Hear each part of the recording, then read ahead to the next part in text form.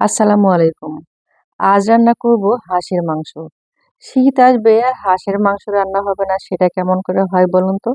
আমার বাসায় কিন্তু গরমের সময় হাঁসের মাংস রান্না হোক বা না হোক, শীতের সময় হাঁসের মাংস কিন্তু রান্না করতেই হবে।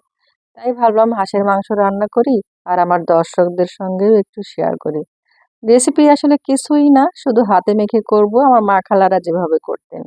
এখানে আমি ২ টা হাঁস পরিষ্কার করে কেটে ধুয়ে নিয়েছি। এখন দিয়ে দিচ্ছি ১ কাপ পেঁয়াজ কুচি আর ১ চা চামচ করে দিয়ে দিচ্ছি ধনিয়া গুঁড়া এবং জিরা গুঁড়া। ১ টেবিল চামচ দিয়ে দিয়েছি হলুদের গুঁড়া আর স্বাদ মতো দিয়ে দিচ্ছি শুকনো মরিচের গুঁড়া।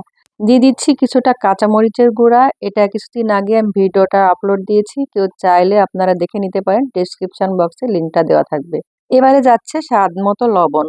এবারে দিচ্ছি গরম মসলা। গরম মসলার মধ্যে আছে এখানে কয়েকটা লং, গোলমরিচ ৭-৮ টা, একটা স্টার আনিস, ২ টা তেজপাতা, কয়েক টুকরা দারুচিনি, ৪-৫ টা ছোট এলাচ, একটা বড় এলাচ। ব্যাস এটুকুই। এখন দিয়ে দিচ্ছি সরিষার তেল। সরিষার তেল দিয়ে এখন আমি খুব ভালো করে হাতে মেখে নেব। ও সরি, ভুলে গিয়েছি, আসলে আমি আদা রসুন দিতে। এখন দিয়ে দিচ্ছি ১ টেবিল চামচ করে আদা বাটা এবং রসুন বাটা। ২ টা দিয়ে আবারও আমি হাত দিয়ে খুব ভালোভাবে মেখে নিব।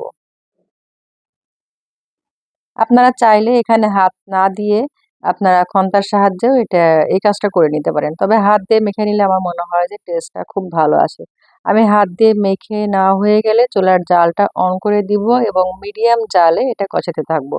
কষাতে থাকবো ততক্ষণ যতক্ষণ না কষাতে একদম উপরে তেল ভেসে ওঠে। আমি এখন চুলার জালটা জ্বালিয়ে দিয়েছি এবং একটু পর এই মাংসটা নেড়েচেড়ে দিব। ঢাকনা দিয়ে ঢেকে এটা মিডিয়াম জালে রান্না করতে থাকবো। আর মাঝে মাঝে অবশ্যই ঢাকনা খুলে নেড়ে দিতে হবে। যখন কষাতে একটা পর্যায়ে দেখবেন এটা একদম এই যে এক্সট্রা যে পানি বের হবে, পানিটা শুকিয়ে যাচ্ছে এবং উপরে তেল ভেসে উঠেছে, তখন বুঝতে হবে যে কষানো হয়ে গিয়েছে। আমার কিন্তু মাংসটা কষানো হয়ে গিয়েছে, দেখতেই পাচ্ছেন উপরে তেল ভেসে উঠেছে। এখন আমি পানি দিয়ে দিচ্ছি মাংসটা সেদ্ধ হওয়ার জন্য। পানির পরিমাপটা এখানে আমি বলছি না, আপনারা বুঝে শুনে দিবেন যতটুকুন পানি সেদ্ধ হতে লাগে। আমি পানিটা দিয়ে আবারও ঢাকনা দিয়ে ঢেকে মিডিয়াম জালে রান্না করব যতক্ষণ না এই মাংসটা সেদ্ধ হচ্ছে এবং ঝোলটা যতটুকুন আপনি খেতে চান সেটা বুঝে আপনাকে ঝোলের পানিটা অ্যাড করতে হবে। যেই পরিমাণ ঝোল আপনি রাখবেন সেই পরিমাণ ঝোল আসা পর্যন্ত এবং সেদ্ধ হওয়া পর্যন্ত এটা মিডিয়াম জালে রান্না করতে হবে। আর মাঝে মাঝে ঢাকনা খুলে আপনাকে নেড়েচেড়ে দিতে হবে।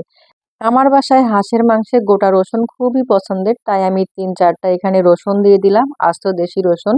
আর এখানে দিয়ে দিচ্ছি চুই ঝাল। এটা পুরোপুরি অপশনাল, কেউ চাইলে বাদও দিতে পারেন। এটা যেকোনো গ্রোসারির দোকান অথবা কোনো বড় কোনো সুপার শপে পেয়ে যাবেন। আর এটা মাঝখান দিয়ে এভাবে দেখছেন আমি চিড়ে নিয়েছি। দেখতে অনেকটা শক্ত মনে হবে কিন্তু অতটা শক্ত না। আমি মাঝখান দিয়ে ২ ভাগ করে চিড়ে এটা দিয়ে দিয়েছি। এখন আমি ঢাকনা দিয়ে ঢেকে রান্না করব ১০ মিনিট। এরই মধ্যে চুই ঝাল, রসুন ২ টাই সিদ্ধ হবে, সাথে মাংসটাও আমার রান্না হয়ে যাবে। ফিরে আসছি ১০ মিনিট পর। এবারে ঢাকনাটা খুলে ফাইনালি আপনাদেরকে মাংসটা দেখাচ্ছি। তবে কেউ চাইলে আপনারা যদি চান আরেকটু মাংসটা আরো একটু কষা মানে আরেকটু ঝোল টাইট খেতে চাবেন সেটাও করতে পারেন বা আরেকটু ঝোল বেশিও রাখতে পারেন। এখন আপনাদেরকে সার্ভ করে সরাসরি দেখাচ্ছি।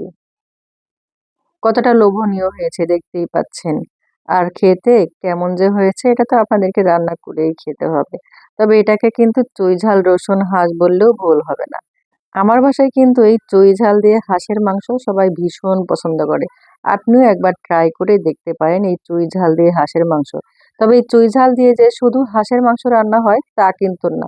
অন্য যেকোনো মাংসে আপনি এই চুই-ঝাল ব্যবহার করতে পারেন বা রান্না করতে পারেন। খেতে কিন্তু অসাধারণ লাগে। ভিডিওটা কেমন লেগেছে অবশ্যই জানাতে ভুলবেন না। ভালো লাগলে অবশ্যই বেশি শেয়ার করবেন আর লাইক দিবেন। আজ বিদায় নিচ্ছি। দেখা হবে নেক্সট ভিডিওতে নতুন কোনো রেসিপি নিয়ে। সেই পর্যন্ত সবাই ভালো থাকবেন। আল্লাহ হাফেজ। আসসালামু আলাইকুম।